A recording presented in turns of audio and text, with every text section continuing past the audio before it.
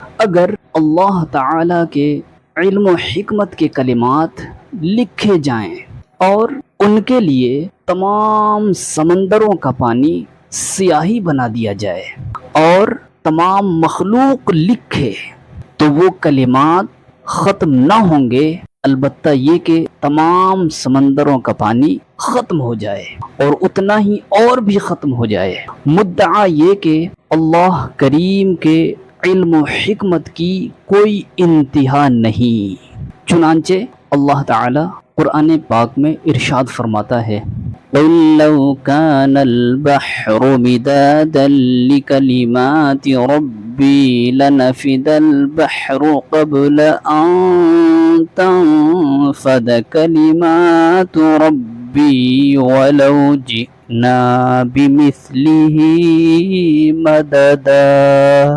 تم فرما دو اگر سمندر میرے رب کی باتوں کے لیے سیاہی ہو جائے تو تمام سمندر ختم ہو جائے گا اور میرے رب کی باتیں ختم نہ ہوں گی، اگرچہ ہم اس کی مدد کے لیے اسی سمندر جیسا اور لے آئیں۔